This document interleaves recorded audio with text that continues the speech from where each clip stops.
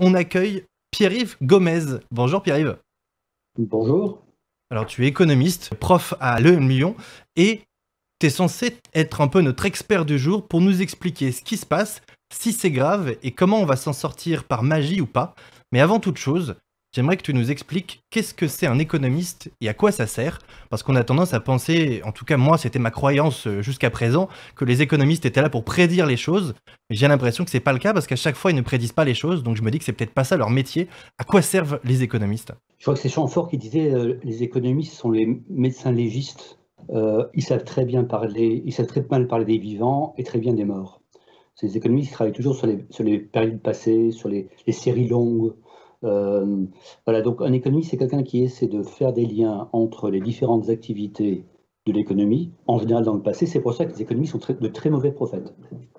Ils peuvent Et c'est leur comprendre. boulot ou c'est pas leur boulot? Est-ce qu'on leur demande? Est-ce qu'ils ont un rôle de, je sais pas, de conseil des politiques par exemple? Ou est-ce qu'ils ont juste un rôle analytique d'analyser ce qui s'est passé? Disons que la science économique, s'il y en a une, elle se fonde sur l'analyse du passé. Et un économiste qui s'aventure vers les prévisions prend toujours des risques.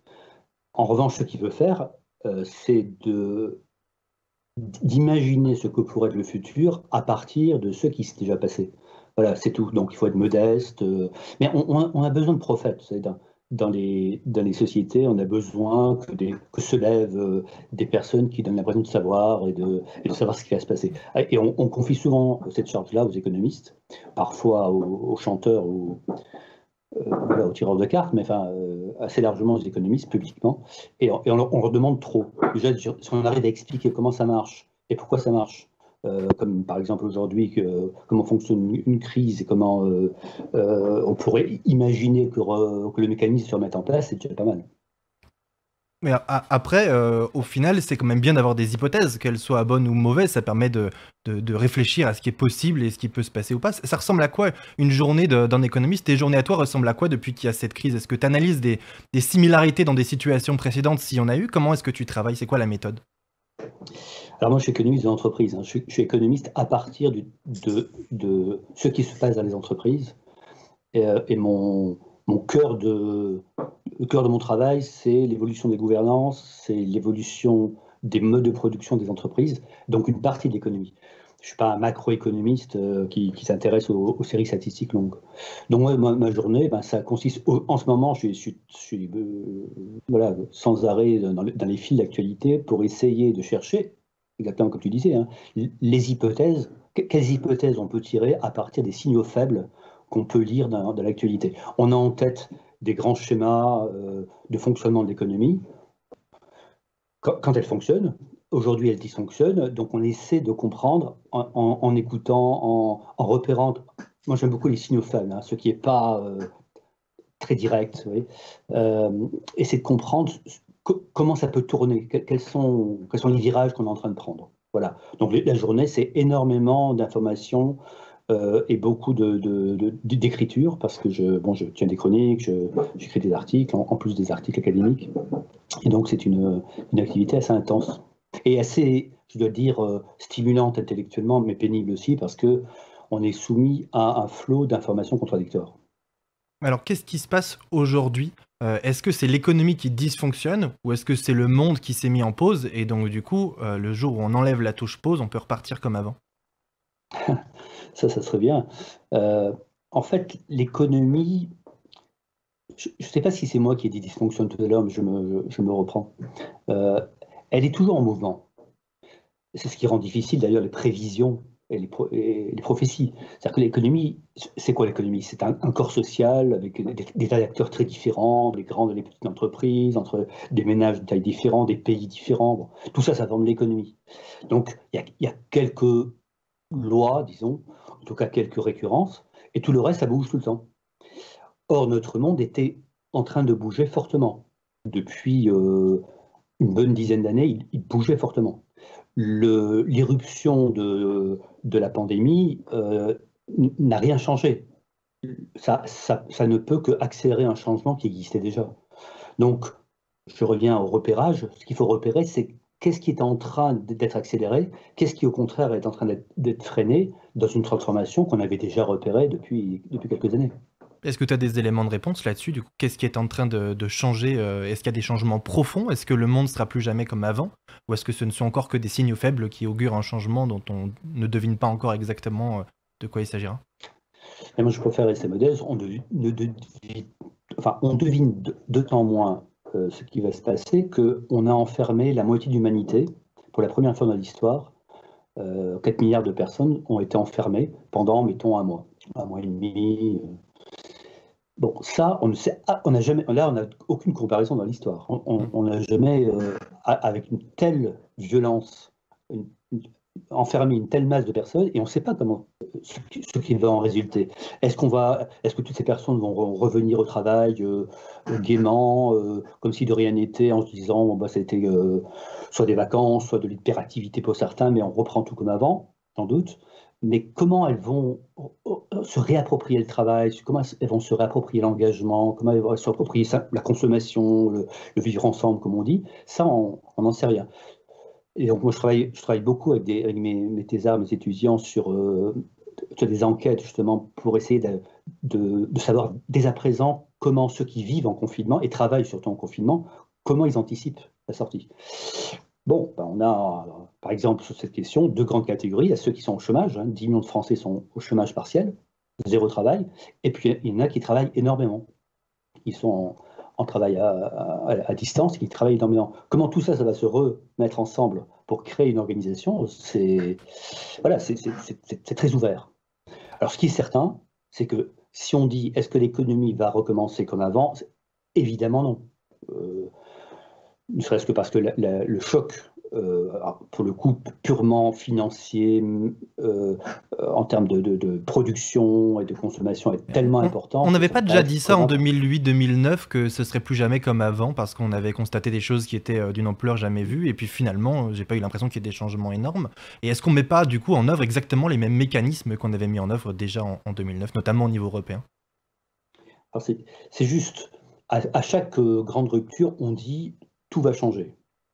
C'est pas la même chose de dire tout va changer et rien ne sera plus comme avant. En 2008, en 2009, c'est pas tout à fait la même crise. D'abord, c'était une crise financière, c'est une crise de la sphère financière qui aurait pu s'étendre à l'ensemble de l'économie et qu'on a jugulé à coups de milliards, à peu près 2000 milliards de dollars, qu'on a balancé dans la sphère économique pour éviter l'hémorragie. Bon. Aujourd'hui, ce sont en apparence les mêmes techniques, mais pour répondre à une urgence totalement différente. Il n'y a pas eu de crise financière. Il y a eu un arrêt de la production, et ça, c'est plus comparable à la crise de 29. C'est-à-dire qu'il y a soudain, il y a zéro production, parce que zéro demande, parce que les gens sont confinés. Et si on ne remet pas de l'argent dans l'économie, ce qu'on a fait, le risque, c'est que il y a des faillites en série, c'est-à-dire que ceux qui n'ont pas la trésorerie ne peuvent pas répondre, et donc ça met en difficulté ceux qui ont de l'argent, de proche en proche, par un effet domino, c'est toute l'économie qui s'arrête.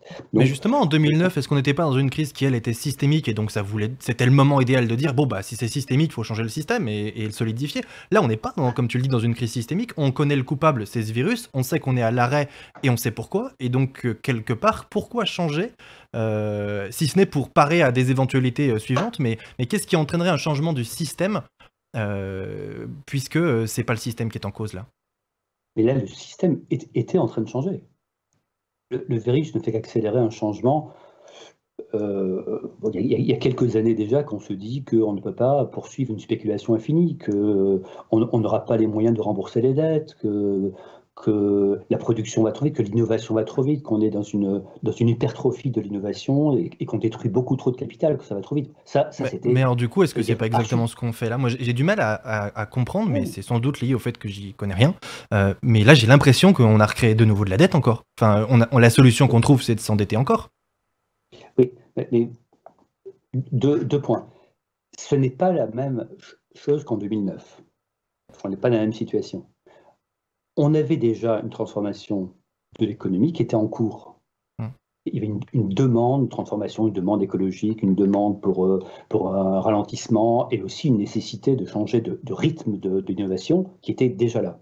Il se trouve qu'il y a eu un effet exogène, comme on dit, ce virus, qui a arrêté l'économie. Mais la crise, c'est pas l'arrêt de l'économie. La crise, c'était ce qui était déjà en transformation. Tu vois, le virus est en train d'accélérer un mouvement qui existait déjà. Simplement, il accélère en donnant un grand coup de poing sur la table. Et clairement, il arrête toute l'économie. Pour éviter que tout se bloque, on rebalance de la finance, enfin de la liquidité de l'économie, et ça ressemble. On a l'impression que c'est comme en 2009, mais c'est pour des raisons totalement différentes. Aujourd'hui, on a mis beaucoup d'argent dans l'économie pour éviter que l'appareil productif ne s'arrête. Pas l'appareil financier, l'appareil productif. C'est-à-dire clairement que les petites entreprises et les moyennes entreprises ne fassent faillite, faute de pouvoir payer et leurs salaires, et leurs salariés, et leurs fournisseurs. Donc, pour Est-ce que ça éviter veut dire ça, qu'à la fin, on va pas payer? En fait, j'ai beaucoup de mal à comprendre, moi, qu'est-ce que ça veut dire on remet de l'argent dans l'économie? Ça veut dire quoi? Il y a un gars, il appuie sur un bouton et il y a de l'argent qui tombe. Euh, de quelle manière est-ce que c'est plus compliqué que ça? Qu'est-ce que ça veut dire on remet de l'argent dans l'économie?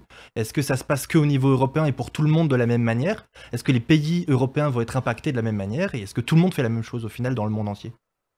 alors oui, tout le monde fait la même chose dans le monde entier. Tout le monde fait une politique de relance, ce qu'on appelait, quand on fait des études d'économie, la relance keynésienne. On fait de la relance keynésienne, c'est-à-dire on fait de la dépense publique.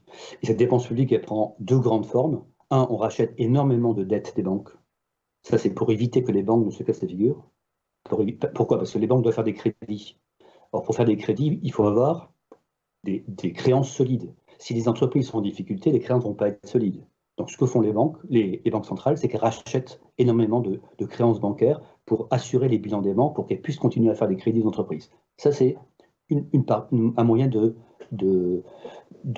mettre des liquidités en économie. L'autre moyen, c'est ce que fait l'État cette fois, ce ne sont pas les banques, c'est l'État, et l'État subventionne.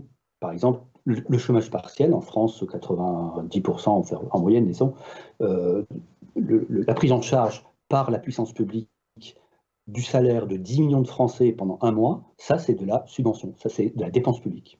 Donc c'est pas la même chose. On rachète des créances et les banques centrales gardent dans leur bilan les mauvaises créances pour être sûr que les banques aient Mais du coup, des est-ce que ça créances. fragilise les banques centrales? Parce que racheter Ah des actifs un peu bah, toxiques, ça fragilise tout. Est-ce qu'on on ne retarde pas une crise qui sera encore plus grosse au final? ça, c'est ce que disent les Allemands, c'est ce qu'on a déjà dit en 2009. Et là, je reprends, tu as raison, hein, ce qu'on a dit en 2009, c'était déjà ça. Hein. C'est-à-dire qu'en fait, les banques centrales créent de la monnaie, mais c'est de la monnaie de singe, c'est la mauvaise monnaie, puisque c'est elles qui prenaient massivement les mauvaises créances. Oui, mais on n'avait pas le choix. Comme d'ailleurs en 2009. De nouveau, on n'a pas le choix. Il fallait absolument éviter l'effondrement du système bancaire, enfin plutôt le blocage du système bancaire qui aurait arrêté tous les crédits faute de moyens, de bonnes créances pour pouvoir garantir des crédits. Bon, Mais ça c'est j'ai bien la compris partie. qu'on faisait ça pour des raisons très différentes d'il y a 10 ans, mais puisqu'on fait ça tous les 10 ans, est-ce qu'à un moment donné, il n'y a pas une limite à ça? Ou est-ce que non, on peut créer de l'argent et solutionner ça par, je dirais presque du vocabulaire en fait. On met des chiffres, on explique des trucs, mais ça n'a pas de réalité concrète. Est-ce qu'on peut faire ça à l'infini ou est-ce qu'à un moment donné, ça va coincer? Le, c'est la question est exactement celle qui reboucle avec celle que tu posais tout à l'heure. Est-ce qu'on peut faire ça à l'infini? Non. Et c'est pour ça que le système était en train de changer. On se rendait compte qu'on ne peut pas continuer on pouvait pas continuer à ce rythme de consommation de capital qui produit des crises tous les 10 ans. Celle-ci est une crise exogène. Encore une fois, le virus, personne ne l'avait anticipé. Mais on s'attendait à une crise financière, quoi qu'il en soit. Bon. Donc, tu as raison, on ne pouvait pas continuer comme ça. Voilà pourquoi le système était en train de se transformer. Et autre chose est de transformer le système. Et autre chose est de mettre de l'argent pour que le système se transforme. Tu vois, il y a deux dimensions différentes. Devant l'hémorragie, voilà, quelqu'un subit une hémorragie, la première chose que tu fais, tu mets des tampons de Watt pour éviter que le sang ne s'arrête. Éventuellement un garrot. Ça s'appelle les politiques court terme, c'est ce qu'on a fait jusqu'à présent. Reste que si la personne a fait une hémorragie, c'est peut-être qu'elle était malade et que peut-être qu'il faut traiter la maladie. Ça, c'est la transformation du capitalisme tel qui était en cours depuis 5, 6, 7 ans et qui, à mon sens, va s'accélérer dans les mois qui viennent. Enfin, en tout cas, je l'espère. Mais est-ce que c'est possible de transformer le capitalisme sans attendre que tout se pète la gueule? Parce que là, on a l'impression que justement, tu dis, on arrive à mettre des rustines et à faire en sorte que ça continue. On l'avait déjà fait, on sait que ça va tenir, et du coup, si ça tient, est-ce qu'on peut imaginer un changement mondial? Parce que j'ai l'impression qu'il faut que tout le monde change un peu en même temps, sans que ça se pète complètement la gueule. Ouais. Encore une fois, le changement, il est déjà... On vit... La vie, c'est le changement. Les gens qui disent, tiens, il faudrait que je change aujourd'hui, ça ne veut rien dire, évidemment, on change en permanence. Le capitalisme est en train de changer depuis des années. On a l'impression, qui est un peu littéraire, qu'il y a un changement, il y a vous voyez, on tourne la page, il y avait le chapitre 1, et puis là on va passer au chapitre 2, il sera totalement différent. Évidemment qu'il n'y aura pas un capitalisme totalement différent. Le changement a commencé. Mais la question est très juste. Pour autant, est-ce qu'on peut maîtriser ce changement tranquillement, ou est-ce qu'il nous faut des grands coups du destin, comme un virus, comme une crise financière, pour qu'on prenne conscience qu'on ne peut pas continuer comme ça? Il se trouve que l'être humain est ce qu'il est, il change, il y a des milliers de pratiques de changement dans les entreprises. Moi, je fais ça depuis des années, c'est magnifique ce qui est en train de se faire au niveau écologique, environnemental, social, sociétal, il y a plein de choses qui est en fermentation permanente, mais pour cristalliser tout ça, il faut qu'il y ait un moment de crise et de tension qui permet soit d'accélérer, soit pour certains de freiner, parce que beaucoup ont peur du changement. Est-ce que le fait qu'on soit tous dans une situation très compliquée au même moment et que du coup on récrée tous un peu de l'argent par magie, est-ce que c'est du coup de l'argent réel? Est-ce que si on est tous endettés, au final on n'est pas endettés en fait?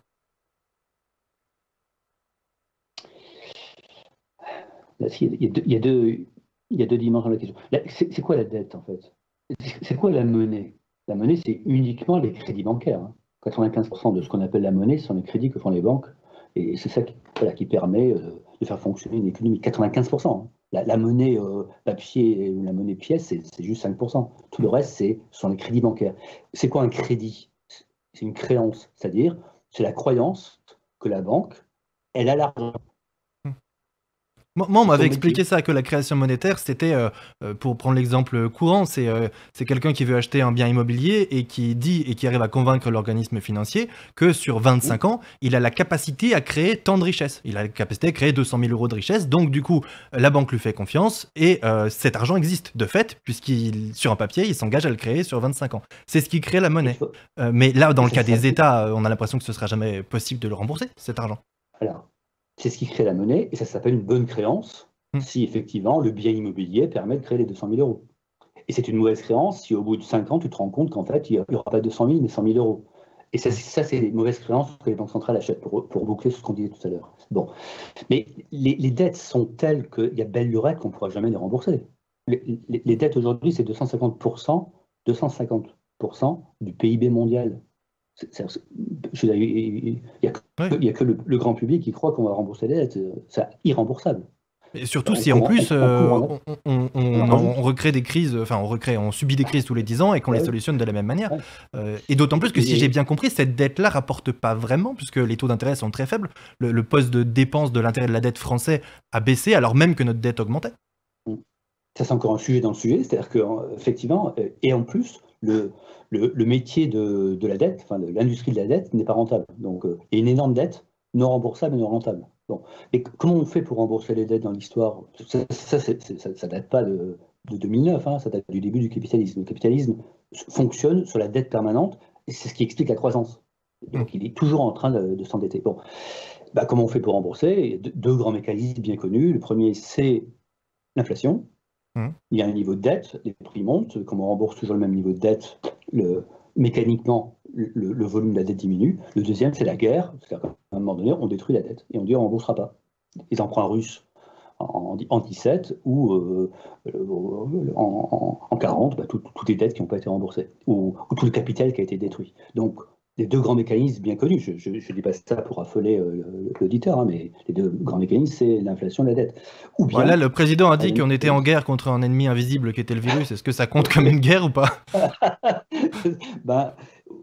ça contraint une guerre s'il y avait eu 100 millions de morts et la destruction, l'arrêt définitif d'une partie de l'économie, parce qu'une guerre, pardon de le dire brutalement comme ça, une guerre, l'avantage économique d'une guerre, c'est que ça détruit du capital, c'est-à-dire qu'il faut repartir de zéro. Donc on repart en reconstruction, en croissance, etc. On repart de zéro. Donc on éponge.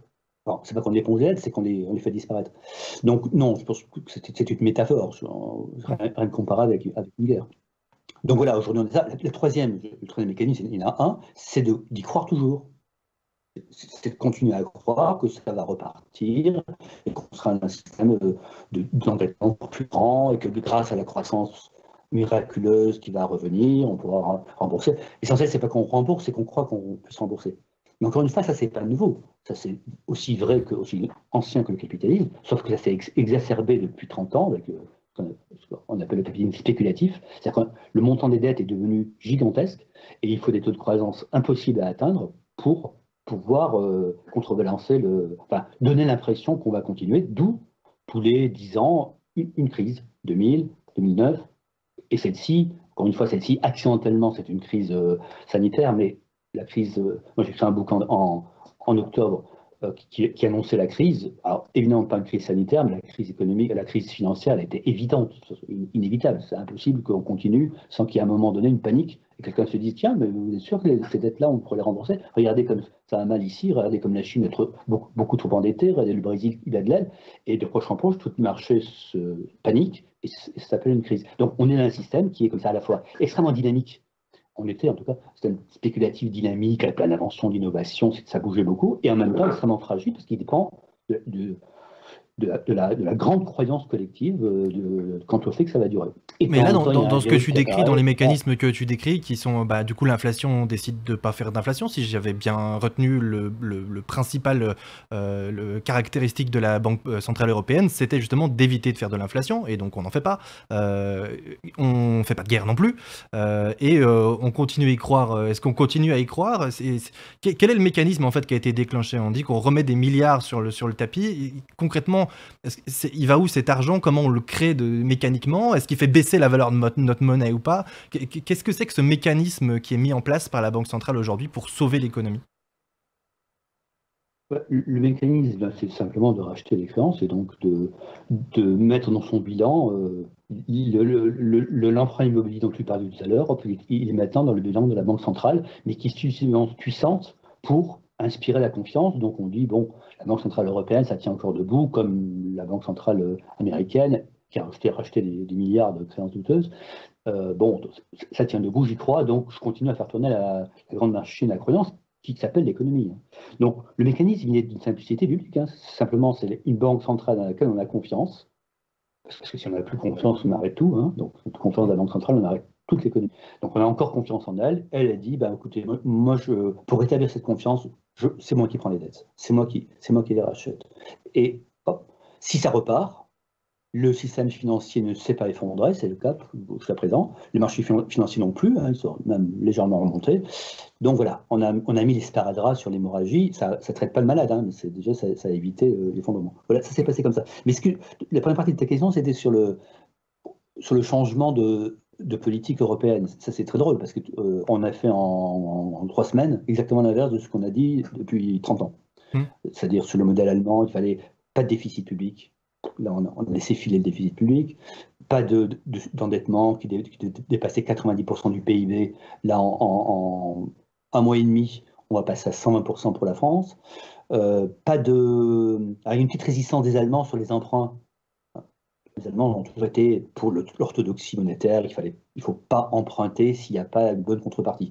Et là, on pousse à faire des emprunts, les Covid bonds, là, pour essayer de sauver des pays, c'est de remettre encore une fois de l'argent. Alors tu peux me dire, on emprunte à qui? Mais aux épargnants. L'argent ne fait que tourner, de toute façon. On crée des emprunts d'État et si tu as un peu d'assurance vie, 90% d'assurance vie sont des obligataires, donc il y a beaucoup d'emprunts d'État. Les compagnies d'assurance vie rachètent les emprunts de l'État. Donc les gens qui détiennent la dette française, c'est des Français ou c'est pas spécialement des Français? Il n'y a que les Japonais qui détiennent leur propre dette. mais ce sont des internationaux, ce sont les fameux marchés financiers qui Et on n'a pas achètent de mal aujourd'hui à les... vendre notre dette. Les gens continuent de croire dans le fait qu'on va la rembourser, alors que tout le monde s'accorde à dire qu'en fait, non, on la remboursera pas. Mais c'est vrai pour toutes les dettes, ça. Il faut continuer d'y croire. Alors, on rachète les dettes d'abord parce qu'il y a des normes, hein. Par exemple, les compagnies d'assurance sont obligées d'avoir de l'obligataire, donc ils sont obligés d'acheter des emprunts d'État dans leur portefeuille. D'autre part, parce que dans les équilibres de portefeuille, ça donne des garanties. La dette d'État reste la dette la plus sûre. Même si elle Mais ne rapporte rien, c'est une dette sûre. Donc, on en prend dans les portefeuilles, et voilà comment on rachète les dettes. est-ce que je dois comprendre qu'en fait, on fait tous semblant parce que si on voulait vraiment mettre de la réalité dans cette économie virtuelle, ça se casserait tous la gueule. Et donc, comme personne n'a intérêt à ce que ça se casse la gueule, on fait semblant d'y croire. Tu sais, moi, j'ai longtemps enseigné l'économie monétaire à EM Lyon, et je prenais un billet de banque, et enfin, je n'avais pas le droit de le déchirer, je faisais semblant de le déchirer. Ah, évidemment, il y avait Une sorte de épouvante dans ma Gainsbourg. rue. Ah ouais, non, mais lui, c'était interdit. Il avait vraiment Donc, brûlé. voilà, et je disais, tiens, mais qu'est-ce qui vous a fait peur? Bah, il me disait, mais vous allez détruire de l'argent. Je dis, ben non, je détruis juste un papier. Et juste écrit que, regardez, lisez un billet de banque, c'est signé par le gouverneur de la Banque centrale, en l'occurrence la BCE, la Banque centrale européenne, et qui dit que ça vaut 10 euros. Mais qui vous, c'est où ces 10 euros? C'est juste ça, c'est juste la signature du patron de la Banque de France. Vous y croyez, ça marche, vous donnez vos 10 euros à votre boulangère, et la boulangère vous donne du pain, et hop, ça fait tourner l'économie. Mais l'économie, ce n'est que de la croyance, ce n'est que C'est de ça. la convention, c'est ouais. Mais du coup, Une pure convention. est-ce qu'il n'y a pas une différence entre la convention, c'est-à-dire tout le monde s'accorde à une situation, et auquel cas ça peut marcher, et une situation où on fait semblant, alors que tout le monde sait que c'est faux, à plusieurs niveaux, mais tout le monde sait que c'est en fait n'importe quoi. C'est pareil, ou il n'y a pas de différence entre la bonne foi et la mauvaise foi? Oui, c'est une très bonne question d'économiste. C'est-à-dire qu'à quel moment, Keynes justement a beaucoup travaillé là-dessus, à quel moment la foi, la confiance donc, devient une mauvaise foi? C'est-à-dire qu'on sait très bien que ça ne peut pas marcher, mais on continue. Alors moi, j'ai beaucoup travaillé sur la période spéculative. Ma thèse, c'était qu'il y a un moment qu'on sait que ça ne peut pas marcher, mais qu'on continue. Donc, j'ai Et du travaillé sur coup, le ça marché marche en fait, financier. c'est quand même une spirale vertueuse, parce Mais qu'on c'est sait que ça ça, marche mais pas, c'est on ça. continue. Du coup, pourquoi changer? Alors je me dis, parce qu'au final, cette mauvaise foi a quand même des qualités au final. Ah ouais. Mon premier bouquin, je l'ai écrit en 2000 sur ces affaires-là, et j'avais rencontré des acteurs de marché financier, et je leur avais dit, mais c'est pas possible. À l'époque, c'était les valeurs de l'Internet, du début de l'Internet. Hmm. Et je dis, mais C'est c'est pas 2000, possible. 2001, c'est ça? Voilà, 2001. Et je dis, mais c'est évident que ça va, enfin, tôt ou tard, ça va exploser. Et je l'ai mis dans un bouquin. Un des interlocuteurs me dit, même si on sait bien que ça va exploser. Je dis, mais pourquoi vous continuez? Il me dit, mais l'essentiel, c'est de ne pas avoir la patate chaude au moment où ça explose. Hmm. Ah, d'accord, oui. Effectivement, le modèle spéculatif, c'est ça. On peut faire beaucoup d'argent et continuer à spéculer tant que c'est pas moi qui ai la bombe au moment où elle va exploser, quoi. Bon. Et c'est pourquoi, de temps en temps, il y a des grosses explosions. Et c'est pourquoi, j'y reviens, déjà quelques années que on se pose la question de la soutenabilité du système, de sa durabilité et de sa transformation. Et elle est en cours. Le phénomène écologique, les phénomènes sociaux traduisent le fait qu'une économie, c'est la confiance, mais encore faut-il avoir confiance dans l'économie. C'est pas simplement confiance dans le fait que ça pourrait continuer d'exister. Confiance dans la matière économique. Et ça, c'est cette transformation dont je parlais tout à l'heure. Je crois qu'elle existait déjà. Moi, je souhaite, j'espère, je cherche les signaux faibles qui me confortent et me confirment que c'est ça qui va sortir de cette crise. C'est-à-dire qu'on va être obligé de passer à une économie beaucoup plus raisonnable. Bah, c'est justement le sujet que je voudrais qu'on aborde maintenant, parce que c'est vrai que moi j'ai entendu depuis que je suis gamin que l'argent, le fameux argent n'a pas d'odeur, mais je sais que l'économie n'est ni de droite ni de gauche, elle est efficace ou elle l'est pas, que disait Tony Blair, le fait que il n'y a pas de morale dans le capitalisme, et au final on se rend compte qu'aujourd'hui, j'ai l'impression que ce virus, tu disais, est un accélérateur, mais qu'on remet clairement de l'humain en fait au centre de l'économie. Est-ce que c'est quelque chose que tu perçois, qui existe, qui a une réalité? En gros, on dit en fait, on a besoin des gens, on a besoin d'y croire et de faire semblant pour que ça se casse pas la gueule. On remet de l'humain et on a besoin de croire en des choses. Est-ce que ça existe ou est-ce que c'est moi qui me fais des films? Ah non, mais moi, j'espère que tu ne fais pas des films, parce que c'est il y a 30 ans que je travaille là-dessus. Euh, Encore une fois, pour des raisons de raison. C'est-à-dire qu'on ne peut pas imaginer une économie qui fonctionne uniquement sur la spéculation. Sur ce que tu as très bien expliqué tout à l'heure, le fait qu'on continue de croire comme ça, simplement, même si on sait que ça n'existe pas. C'est pas possible. Donc, moi, j'ai commencé à m'intéresser à ça. J'étais un entrepreneur au départ. Je suis venu à la recherche à la fin des années 80 parce que j'ai vu que dans la vraie vie, ça marche pas comme ça. Dans la vraie vie, les gens ils bossent parce qu'ils aiment leur boulot, ils s'engagent, ils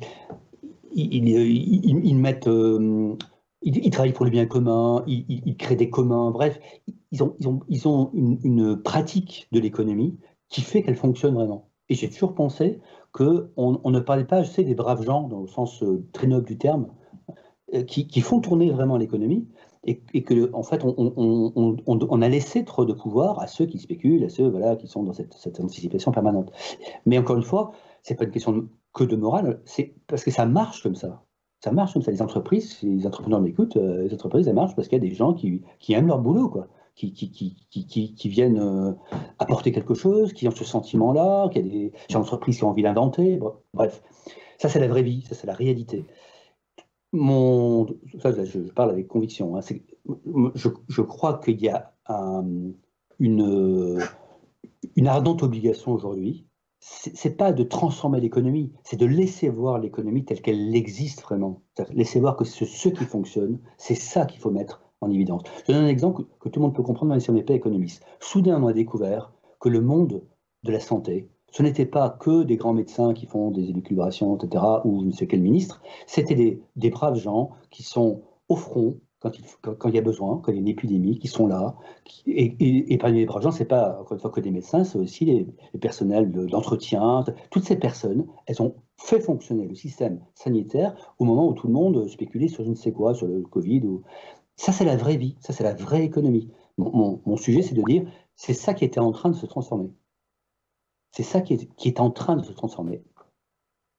Est-ce que dans les économistes, il y a autant de divergences que là, on s'est rendu compte avec les scientifiques que la science était loin d'être exacte en médecine et que des théories s'opposaient de manière très virulente. Est-ce que c'est la même chose chez les économistes ou est-ce que là, aujourd'hui, dans cette crise-là, il y a un consensus mondial sur il faut faire ça, il faut d'abord sauver le système et après, on a peut-être plusieurs manières de le changer, mais est-ce qu'il y a aujourd'hui un consensus ou est-ce qu'il y a autant de disputes, de diagnostics aujourd'hui sur les solutions qu'on peut le voir dans la science et dans la médecine? Euh, alors d'abord, on connaît le mot, je crois que c'est Churchill qui disait si vous mettez ensemble 6 économistes, dont M. Keynes, il y aura 7 avis différents. M. Keynes ayant 2 avis. Donc, chez les économistes, évidemment, il y a des sensibilités différentes, des façons de voir différentes, bien sûr. Mais aujourd'hui, je crois que, bon, tout le monde est d'accord, alors, libéral ou pas, que, encore une fois, lorsqu'il y ait un patient atteint d'hémorragie, il faut commencer par éviter qu'il perde son sang. Donc là, ce qu'on fait, euh, voilà, c'est pas sauver le système, c'est éviter l'effondrement. C'est Mais éviter donc du coup, l'anarchie. est-ce que ça veut dire qu'on peut encore parler de libéralisme? Parce que le libéralisme, est-ce que c'était pas que le marché va se réguler tout seul et que si ça doit se casser la gueule, c'est que c'est pas fiable et ça se reconstruira? Est-ce que finalement, on met pas un coup d'arrêt à la notion même de libéralisme en intervenant de manière aussi Mm. forte? Alors, le libéralisme, il y a beaucoup d'acceptions et on est tous plus ou moins libéraux d'un côté et puis pas d'autre. Si le libéralisme égale l'économie de marché et le marché régule tout, alors là, je pense qu'il y a belle lurette qu'on sait que c'est une erreur. Évidemment que le marché ne régule pas tout. Mais alors là, on le voit très clairement. Parce que s'il y a un mécanisme qui n'a pas du tout fonctionné, c'est bien le mécanisme de marché. Puisque les marchés financiers étaient grosso modo à un peu plus de 6 000 points pour le CAC 40 en janvier, au moment, enfin, en plein éclatement du Covid, hein. Il n'avait rien vu venir. Et puis, il s'effondre à partir de mars, mais alors subitement, de 40%. Donc, il n'y a plus personne. Si c'est ça le marché régulateur, c'est inquiétant. Évidemment, c'est l'État qui est régulateur. Ça ne veut pas dire que c'est l'État qui doit contrôler l'économie, ça veut dire simplement qu'il y a aussi un rôle régulateur de l'État, mais enfin, ça, on ne le découvre pas aujourd'hui. Simplement, ça fait un peu. Enfin, je sais que dans un an, allez, un an et demi, certains collègues très libéraux vont expliquer que c'est à cause de l'intervention de l'État qu'on n'est pas sorti plus vite de la crise. Après qu'on peut toujours raconter l'histoire. Hmm. La vérité des choses, c'est qu'à part une intervention publique, pour rétablir la confiance, parce qu'encore une fois, l'économie, c'est la confiance, et que c'est la puissance publique qui, en dernier ressort, rétablit la confiance. En Chine, aux États-Unis, en Europe, en France. Bon.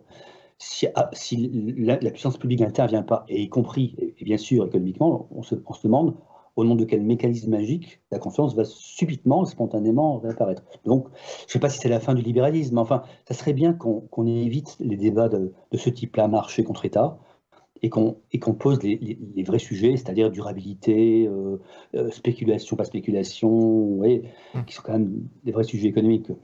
Mais c'est vrai que j'ai ce sentiment, ce sentiment-là, Pierre, que en fait, il y a vraiment deux économies. L'économie réelle des entreprises n'a absolument rien à voir avec ce qu'on appelle l'économie avec un E majuscule, qui est ce dont on a parlé là et qui est purement virtuel. Est-ce que ces deux passerelles-là peuvent se rejoindre? En préparant cette émission, je me suis même interrogé sur ce que voulait dire l'économie au sens étymologique. Genre, économiser, finalement, c'est un terme qu'on n'a pas utilisé depuis très longtemps. On ne pense plus économiser quand on parle d'économie, qui est quand même la sémantique originale du terme. Justement, on parle de dépenser sans compter pour relancer l'économie. Est-ce qu'on peut réconcilier ces deux économies-là? Alors, là, tu pourrais, je suis convaincu. Moi, je suis persuadé que l'économie, ce sont d'abord les entreprises, les consommateurs, voilà, la base. Et que c'est de là qu'il faut partir. C'est ça qu'il faut observer avant de généraliser dans ce qu'on appelle la macroéconomie.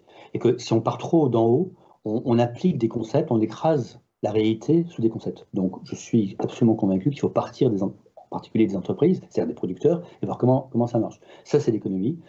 Dans sa diversité d'ailleurs, parce que quand on dit l'entreprise, il y a des entreprises tellement différentes que là aussi on met sur un concept des choses très très différentes. Oui, il faut partir de là.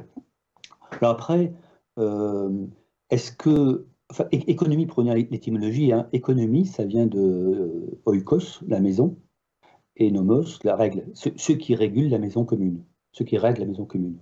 Et c'est la même étymologie que écologie, oikos, et logos, l'écologie, c'est le discours sur la maison.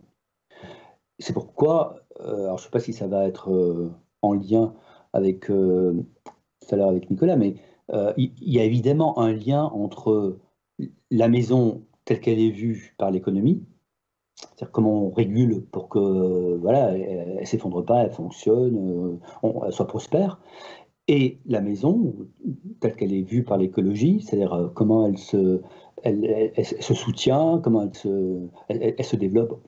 Donc, plutôt qu'économiser, tu vois, l'économie, c'est d'abord la maison. Est-ce qu'on est raisonnable quant à notre maison? Moi, je pense que la spéculation n'est pas raisonnable, qu'elle nous entraîne dans la déraison, la démesure depuis longtemps, que Mais cette vu qu'on crise la permet, sauve à chaque fois, j'espère. comment on peut faire Eh oui, pour arrêter ça? Parce que là, on remet de l'argent sur le marché. Au final, c'est bien les marchés qui font encore leur boulot, qui vont réacheter des actifs toxiques avec pour avoir de la rentabilité, etc. etc. Donc, c'est quoi la solution? Toi, tu travailles là-dessus. Est-ce que tu as de l'espoir que ça puisse s'arrêter? Encore une fois, sans que ça se pète la gueule, ou est-ce que ça ne s'arrêtera pas? Parce que c'est comme tricher, en fait, au final. Bah, eux, ils ramassent de l'argent plus facilement, ils font tourner le système à leur manière. Et comment faire pour que ça n'existe plus, la spéculation? moi, j'essaie d'être dans l'espérance, en tout cas le réalisme. Le réalisme. C'est-à-dire qu'en fait, il faudra qu'on en sorte. Euh, qu'il y ait des profiteurs. Pardon, je vais le dire différemment. Parce que tu tournes autour d'une question que beaucoup de personnes se posent et qui est très difficile, c'est comment on peut à la fois éviter l'effondrement, donc sauver ce qu'on doit sauver, encore une fois l'hémorragie dont je parlais, et en même temps faire en sorte que le patient il ne reparte pas sur ses mauvais penchants qui le conduiront à de nouvelles hémorragies, on va continuer comme ça indéfiniment.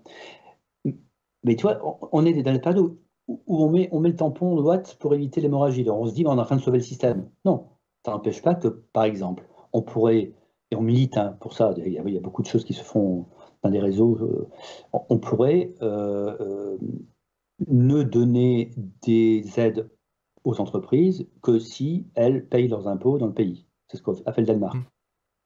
Mais en fait, on peut Donc aider, voilà. on peut aider à partir du moment où on... Parce que je veux bien que les valeurs n'entrent pas dans la notion de capitalisme, etc., qu'on parle d'argent et peu importe, et qu'on mette pas de valeur dans le capitalisme. Mais à partir du moment où là, le système se casse la gueule et qu'on intervient, qu'est-ce qui empêche derrière d'assigner les aides à des conditions très strictes, et notamment dans la transition écologique, et c'est le sujet dont on va parler aussi avec notre invité Nicolas dans un instant, mais est-ce que c'est possible ou pas de conditionner les aides de l'État et les garanties de l'État à des changements majeurs dans les modèles économiques, à des engagements forts? Est-ce que c'est possible juridiquement ou pas? Alors, je ne crois pas une seconde qu'il n'y a pas de morale en économie.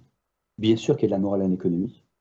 Déjà, dire qu'il n'y a pas de morale, c'est une forme de morale, c'est-à-dire c'est de choisir que le plus fort l'emporte, donc c'est une forme de morale. Donc, bien sûr qu'il y a Mais de la qui morale. décide de la morale de l'économie alors? C'est Mais nous, nous, en citoyens, cautionnant? en ce moment, justement ne cautionnant pas, en ce moment, il y a un mouvement, précisément, exactement cette question.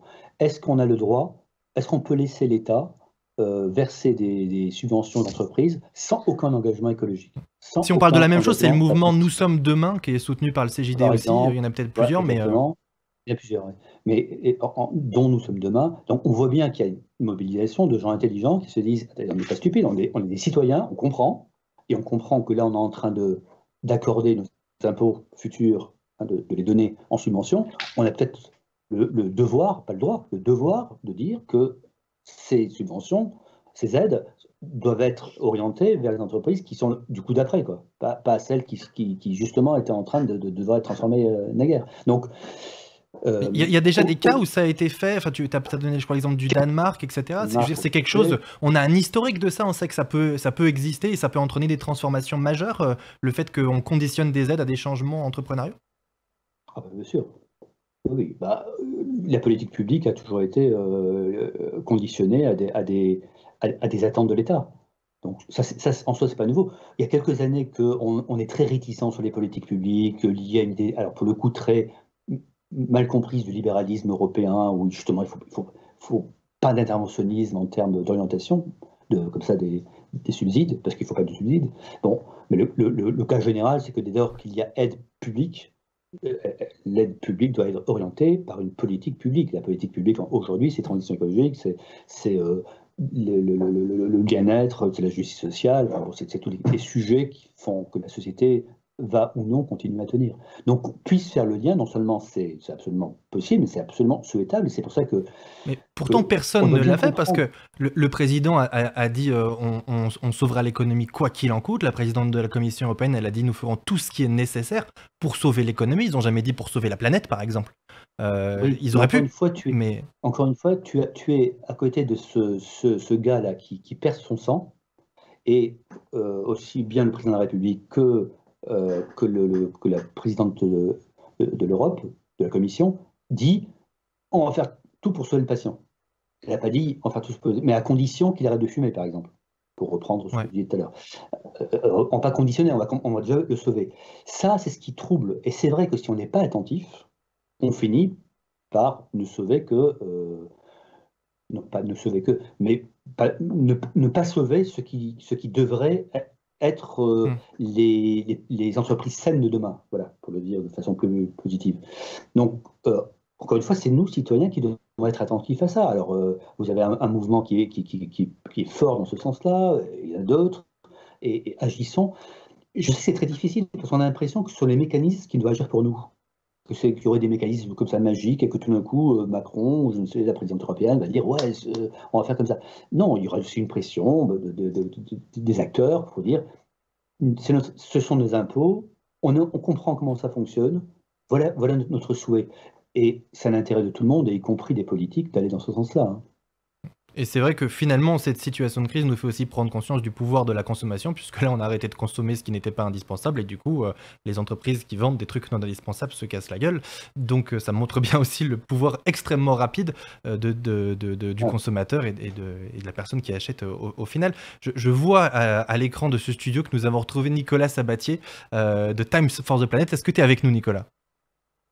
Il faut que tu actives ton micro et peut-être qu'on pourra t'entendre. Yes, Est-ce que tu peux nous Je suis donner complètement avec vous. Ouais. ton regard d'entrepreneur sur le débat que nous venons d'avoir avec Pierre-Yves Gomez, et puis nous expliquer aussi peut-être dans un premier temps quel est ton projet entrepreneurial à toi qui est assez particulier, puisque tu ambitionnes de décarboner la planète en rassemblant notamment 1 milliard d'euros pour créer 100 entreprises. Alors c'est ambitieux, mais c'est bien dans le débat et moi ça me plaît. Alors j'aimerais que tu nous expliques quel est le concept exactement et comment tu comptes t'y prendre. Ça marche. Déjà, bravo pour l'échange, j'ai trouvé ça incroyable et ça serait très intéressant que ça soit beaucoup plus connu, ce fonctionnement de l'économie. Merci pour ce riche échange. Oui, alors effectivement, le lien, alors moi je suis pas un théoricien, effectivement, je suis plus l'aspect entrepreneur. Moi, j'étais pas du tout destiné à ça, à faire de l'économie, créer des entreprises, et j'y suis tombé un petit peu par hasard avec des amis à moi qui font partie du projet Time for the Planet. Et ce qu'on a découvert à travers l'entrepreneuriat, c'est qu'on pouvait créer nos propres règles du jeu. On n'est pas contraint par on peut pas. D'ailleurs, en général, quand on commence un projet, on nous dit c'est pas possible, vous y arriverez pas, ça marchera jamais. Et nous, ce qu'on aime bien, en fait, c'est y arriver malgré le fait qu'on nous dise ça. Donc, on est 5 sur ce projet. Depuis une douzaine d'années, on a créé une dizaine de petites entreprises, des TPE, dans plein d'activités différentes. Et quand on a lu tout ce qui allait se passer au niveau écologique, et avec toute la dose d'inquiétude qui va avec, on s'est dit, waouh, qu'est-ce qu'on fait? Est-ce qu'on va se prendre une petite maison à la campagne et on se fait un potager? Ce qui était un peu finalement la solution la plus simple pour se préparer à des choses terribles. Et dans la bande, il y en a un qui a dit non mais les gars, moi je sais pas faire pousser des tomates, je sais pas comment on plante un clou, donc si vous m'emmenez à la campagne, je suis mort. Forcément, ça nous Ce a qui fait n'était pas sourire. forcément vrai parce que pour avoir un jardin, même quand tu t'en occupes pas, ça pousse et tu te retrouves avec des trucs. Du coup, il n'y a pas besoin d'une connaissance énorme finalement. Faut aimer les pissenlits, Faut quoi. aimer c'est les tout, quoi. pissenlits, mais Justement, quand tu connais vraiment rien, c'est terrifiant la nature. Et donc c'est le cas de cet ami dont je tairai le nom dans le groupe. En tout cas, on s'est dit bon bah qu'est-ce qu'on peut faire? Nous, ce qu'on sait faire, c'est monter des entreprises, c'est fédérer des gens. À chaque fois, on l'a fait avec nos convictions, nos valeurs, et on a trouvé des moyens de faire des choses. C'est-à-dire que moi, l'entrepreneuriat, je le vois comme un terrain de jeu où on peut créer ses propres règles. Et donc, si notre objectif, à titre personnel, il est d'améliorer la planète ou les humains qui l'habitent, et ben ensuite, l'argent n'est plus la finalité, mais l'argent devient juste un outil. Et avec beaucoup d'argent, du coup, on peut faire des très grandes choses. C'est pour ça que, un peu de façon pirate et provoque, même si en même temps, il faut être cohérent. Si on veut agir à une échelle mondiale, eh ben, il faudra au moins une centaine d'entreprises et 1 milliard, c'est presque dérisoire. Voilà, on pourrait dire il nous faut 10 boîtes et quelques millions, mais en même temps, on ne nous croirait pas non plus si on disait qu'on voulait agir mondialement. vous auriez pu dire Donc, 1000 milliards, qui est plus conforme avec les ambitions de la BCE, et c'était parfaitement dans l'actu. À un moment donné, il faut être provoque pour faire de la reprise presse. tout à fait. Mais la BCE s'appuie sur nous pour prendre ce genre de décision. Du coup, ils ont pris cette décision un petit peu après et on les félicite. On a ouvert une voie. Non, on rigole, mais donc c'est un bout de projet qu'on a depuis une douzaine d'années dans notre tête. En tout cas, c'était pas lié à l'écologie, même si c'est assez proche, c'était nous pour le social. C'est comment on utilise le capitalisme et ses outils, donc à savoir la création d'entreprises et l'argent, pour faire des choses, pour sortir les gens de la pauvreté. Donc on a appris dans plein de domaines depuis 10-12 ans. Et là, sur cet aspect écologique, on s'est dit, OK, on y va, mais on se consacre à sauver la planète. Enfin, sauver la planète. Si on prend le plus gros problème, et il y en a plein d'autres, mais c'est celui du réchauffement climatique. Et si on le simplifie un petit peu, c'est en gros trop de gaz à effet de serre qui sont accumulés, une petite poche résiduelle, un peu comme un abcès. Si on vient la capter ou la faire disparaître, on gagne du temps pour préparer la suite. Parce qu'il y a plein d'autres problèmes. Mais en tout cas, celui Time, c'est celui-ci. Nous, on a identifié... donc, ça, c'est Time. Et Time, c'est un truc OVNI qui n'existe pas. Et quand je dis qu'on crée nos propres règles du jeu, on a créé une carrosserie, donc une structure juridique qui est une société commerciale à but non lucratif. Donc, ça n'existe pas, bien évidemment. Et comment ça se traduit? Et personne vous a dit ça n'existe pas, vous ne pouvez pas le faire. Si, vous avez pu le faire. Bien évidemment. Donc d'ailleurs, on a bien galéré à trouver un avocat un petit peu fêlé comme nous qui se disait bah tiens, comment on va bricoler avec les outils juridiques qui existent pour faire cette carrosserie que vous voulez. Mais attends, ça paraît un peu trivial, mais la notion de but non lucratif, je veux dire, qu'est-ce qui t'empêche de faire une structure normale, une SARL ou n'importe quelle structure, et de choisir de ne pas gagner d'argent Nous, par exemple, on est une Et, société, on gagne et pas d'argent. bah, C'est pas de notre faute, mais on gagne pas d'argent. On l'a pas choisi, mais je veux dire, rien ne t'oblige à gagner de l'argent dans les structures actuelles. tout à fait. Et bah, nous, on en est convaincus parce que du coup, on se dit avec une forme, on peut faire ce qu'on veut. Sauf que comme il y avait cette espèce d'ambition d'être un mouvement mondial citoyen, j'y reviendrai un petit peu plus tard si ça t'intéresse, mais il fallait aussi qu'on l'écrive dans le marbre et donc dans les statuts. Et l'avocat, à un moment, nous a dit, les gars, par contre, c'est pas possible d'écrire qu'il n'y a pas de distribution de dividendes. C'est-à-dire que nous, notre finalité, c'est lutter contre les gaz à effet de serre. Et si on met deux objectifs, qui est de distribuer des dividendes et de lutter contre les gaz à effet de serre, il y a forcément un moment où on va rentrer en conflit, on va perdre du temps à décider si on distribue pas, si on distribue combien. Et donc, pour pas perdre ce temps, parce qu'on n'en a pas beaucoup, on a aussi enlevé donc cette partie-là. Il n'y a pas de distribution. Et il nous a dit, on peut pas l'écrire comme ça, parce que c'est une décision de l'Assemblée générale de distribuer ou non. On a dit d'accord, est-ce qu'on peut mettre des conditions à cette distribution ou pas? Il a dit oui, ça on peut. Et donc on lui a fait écrire dans nos statuts que Time for the Planet ne distribuera aucun dividende tant que l'écart de température par rapport à l'année 1900 ne sera pas revenu à 0 degré. Et il a dit ça, on a le droit de l'écrire. Donc dans quelques temps, on ira voir l'AMF avec ça écrit dans nos statuts. Il y a d'autres petites bricoles comme ça qu'on a écrit. Par exemple, on a capé nos salaires de dirigeants dans les statuts à 4 SMIC. Alors, on est en dessous de tous les barèmes, tous les programmes politiques et de tout ce que les statuts ESUS et compagnie. On va encore plus loin là-dessus. Alors ça, c'est un choix très, très personnel. Hein. Nous, on n'a aucun problème avec les gens qui gagnent beaucoup d'argent et plus. Enfin, voilà. Mais nous, on a estimé que ça nous suffirait dans notre vie pour vivre. Et donc, voilà. Donc, on peut créer, on peut inventer. Ça, c'est la forme. Donc vous avez créé la coquille, la structure, et du coup, ça fait que quelque part, en tant qu'associé, vous n'avez pas le choix. Maintenant, vous êtes obligé d'aller dans cette direction-là, mais ça ne solutionne pas le problème de cette économie dont on parlait, de cette planète et de ce carbone, etc. Donc qu'est-ce qui se passe après? Qu'est-ce qui se passe après? Après, déjà, il y a aussi ce petit pari un peu fou de se dire, la planète appartient à tout le monde, il faut que Time for the Planet appartienne à tout le monde.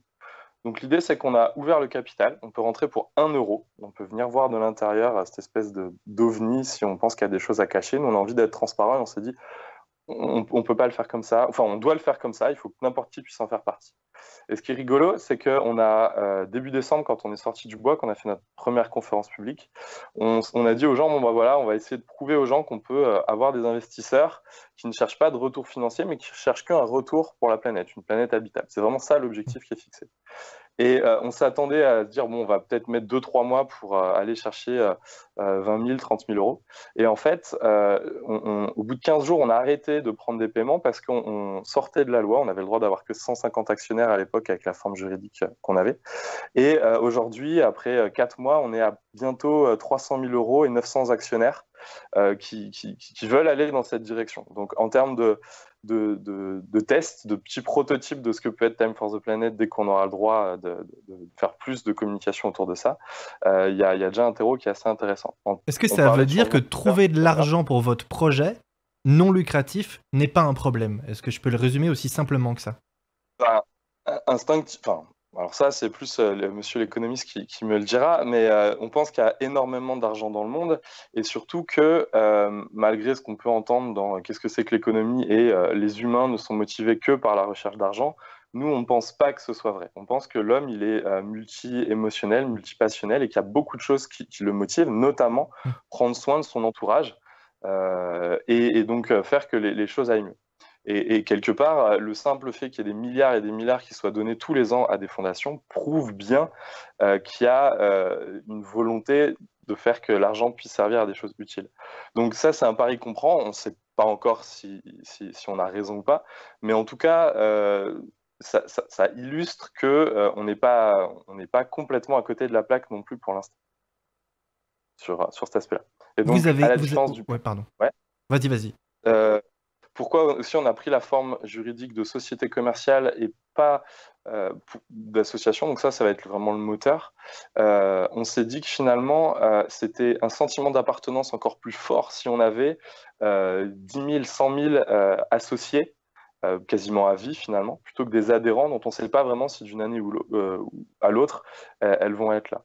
Et donc ça, c'est quelque chose ça c'est un biais psychologique, mais qui nous paraissait intéressant aussi à utiliser et surtout de montrer que on peut entreprendre pour autre chose. Donc, une société commerciale va avoir une activité économique. Il faut qu'elle génère de l'argent pour pouvoir payer des gens à travailler et à mener ce projet. Et on ne parle pas que de nous, hein. D'ailleurs, on pense qu'on embauchera d'abord des gens avant de nous embaucher nous. Voilà, pardon, je me suis un Vous petit peu auriez dû perdu. faire un truc comme quoi vous pouviez pas gagner moins que le SMIC, ce qui vous aurait protégé aussi, parce que là, on est loin des 4 fois le SMIC finalement quand on est sur un projet émergent comme le vôtre. Ouais, pour l'instant, on en est loin, mais c'est aussi remettre le temps dans le projet, en fait. C'est de se dire, là, on a 10 ans, 20 ans pour mener ce projet. De toute façon, a priori, c'est la fenêtre de tir où le monde, on espère, sera encore assez stable. Et donc, on est surtout sur cette vision à long terme. Donc, on ne se paiera pas les premières années, c'est à peu près sûr. On verra plus Ça tard. fait du bien, t'es les premiers gars depuis longtemps, depuis plus d'un mois que j'entends dire le monde est encore à peu près stable. Ça fait plaisir à entendre. Vous Ah avez ouais, bon, c'est créé, vrai que depuis, ça a un peu changé. puisque l'argent n'est pas la seule valeur, vous avez créé un indicateur qui est, je crois, le TRP, le taux de retour pour la planète. Qu'est-ce que ça veut dire? À Ouais. quoi ça sert? Alors, c'est un indicateur, peut-être qu'il en existe de meilleurs, et peut-être qu'on rencontrera des gens qui nous en proposeront de meilleurs, qu'on adaptera ou qu'on prendra. Mais pour l'instant, on s'est posé cette question de comment est-ce qu'on mesure que nos entreprises réussissent par rapport à leur mission qui est fixée. Alors, mesurer par rapport au réchauffement climatique, c'est quasiment impossible de prendre des mesures aussi fines. On ne peut pas vérifier qu'on a une influence. On peut seulement le faire sur des économies de CO2 ou d'équivalent CO2 ou de la captation de CO2. Et en fait, on s'est dit, bah, finalement, comme l'argent chez nous est un moyen, il faut qu'on mesure si à la fin d'une année, d'une activité, l'argent qu'on a mis dans un projet et l'argent qu'on a généré à travers un projet, quel tonnage de CO2 il capte ou il évite. Et donc, en fait, c'est un simple ratio de CO2 capté ou économisé par euro investi. Et donc, si on améliore ce rendement, eh bien, on améliore on améliore le but de nos entreprises. Mais Donc, c'est un indicateur qui sert à qui exactement? Qui sert aux gens qui mettent de l'argent chez vous pour c'est l'équivalent d'une action et c'est l'évaluation de votre efficacité à vous par vos actionnaires ou c'est pour vous en interne?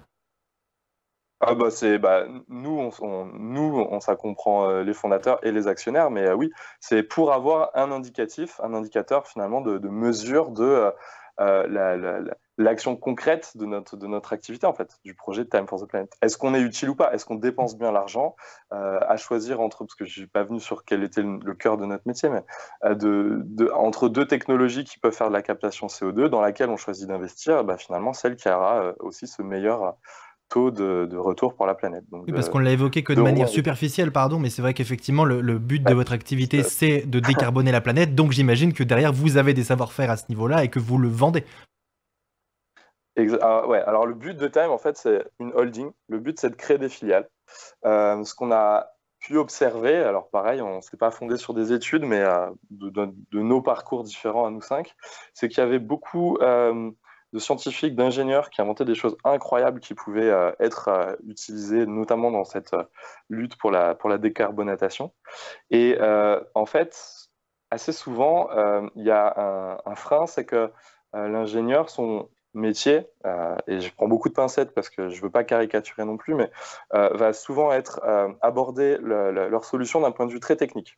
Et quand il va s'agir de le vendre, de le proposer, de le rendre dans la vie concrète des gens, souvent il y a un gap qui est compliqué à franchir. Et pour avoir assisté beaucoup de concours d'entrepreneuriat, il y avait souvent ce frein-là. Et si on n'a pas l'envie d'aller gratter au fond de concrètement comment ça va être utilisé, à quoi ça va servir auprès de l'ingénieur, parfois on passe à côté de super solutions. À côté de ça, ce qu'on identifie dans le monde des entrepreneurs, c'est qu'il y en a énormément aujourd'hui qui cherchent du sens. L'argent n'est plus du tout non plus leur motivation. On peut avoir aujourd'hui un entrepreneur qui, de 25 ans, va lui proposer un poste, c'est un cas concret que je cite, mais de directeur Europe pour une application de loisirs et à 8 000 € net par mois, je veux dire, c'est inespéré une occasion comme ça, refusé en se disant non, moi je veux faire un truc de plus utile, tant pis si je gagne moins d'argent. Et donc ces gens-là, on se dit, c'est génial, ils sont entrepreneurs, ils savent faire croître un projet, le vendre, le commercialiser. Et en plus de ça, ils cherchent du sens. Donc si on l'associe en équipe avec un ingénieur qui a trouvé quelque chose d'incroyable, on peut peut-être faire quelque chose de chouette.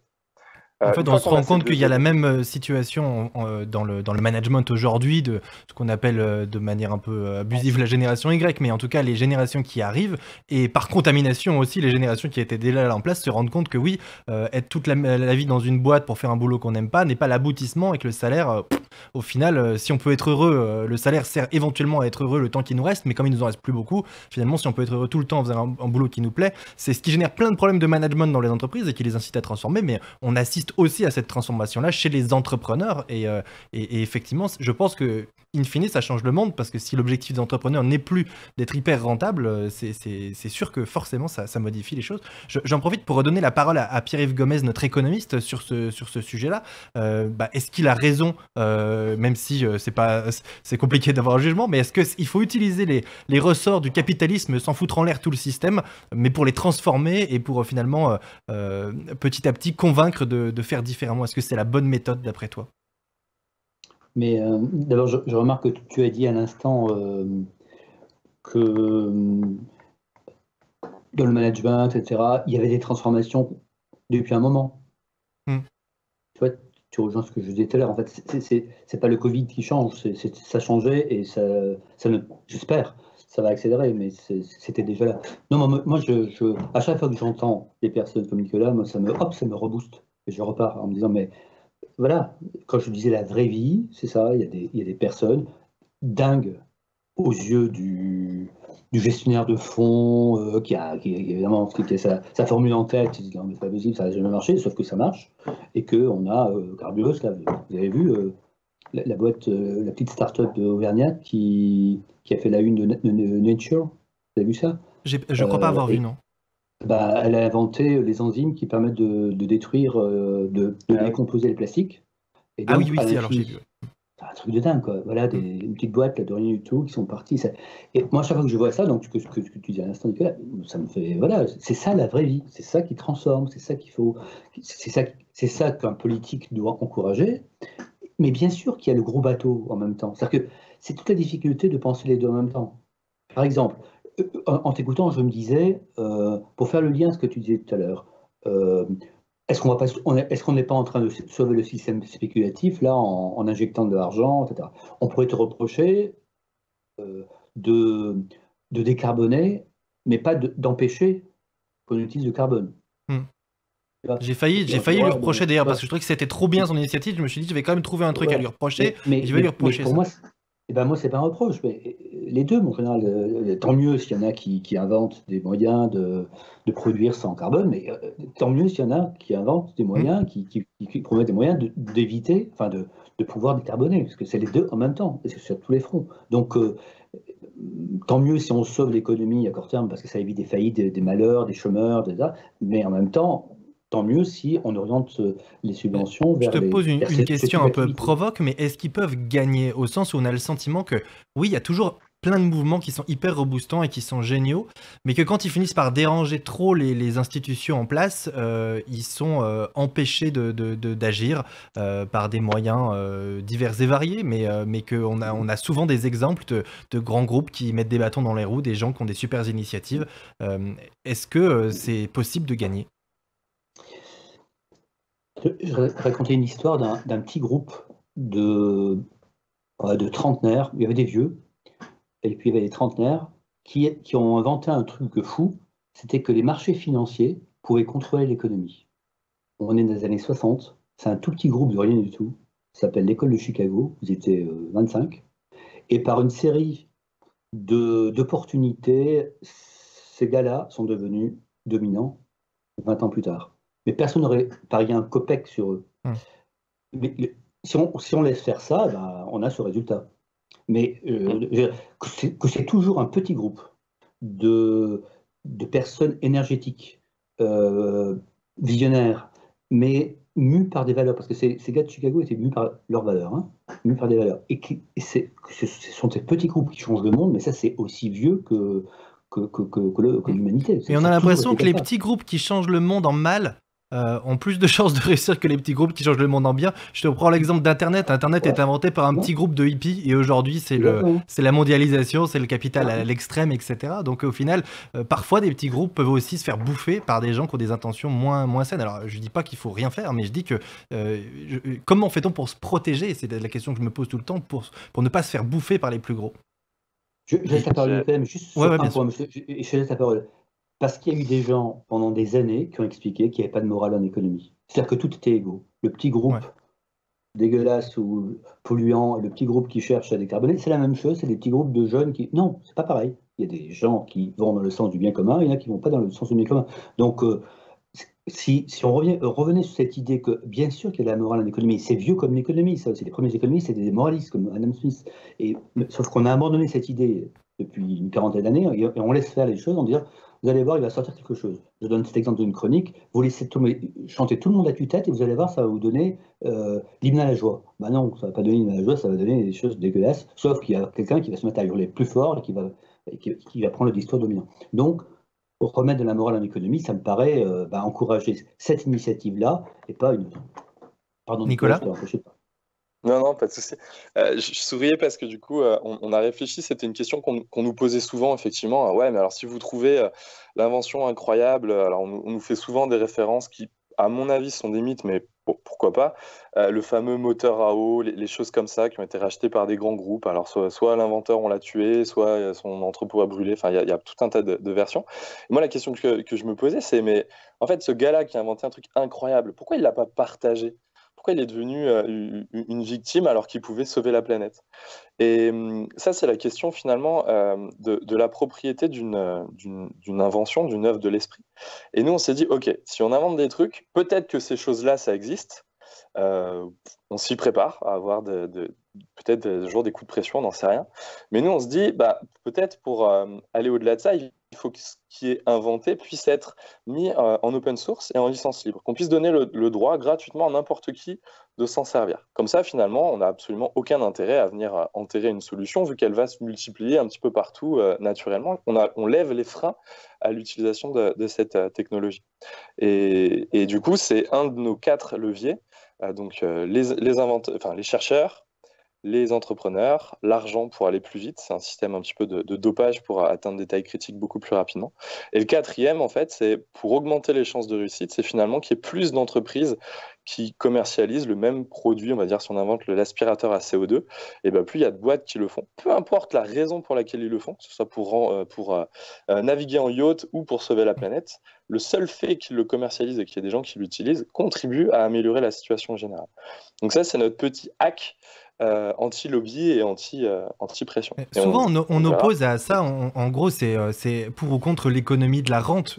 Est-ce qu'il faut... comment on justifie, en fait, d'investir massivement? C'est un peu dans le thème de ce qu'on vit en ce moment avec le Covid, c'est dans le médical, typiquement. On va breveter les médicaments, alors que ce serait quand même vachement plus simple si tout le monde y avait accès une fois qu'on a une découverte. Mais ce qui justifie d'y consacrer des investissements énormes, c'est la rente qu'on va en avoir après. Du coup, dans votre cas, où il y a aussi, j'imagine, une énorme part de R&D, de développement et de recherche, est-ce que vous arrivez à financer des investissements quand les investisseurs savent qu'ils ne pourront pas avoir la rente ou pas? Parce que dans ce que j'ai cru comprendre, en fait, c'est que vous vous passez des banques ou vous avez des investisseurs privés, c'est ça?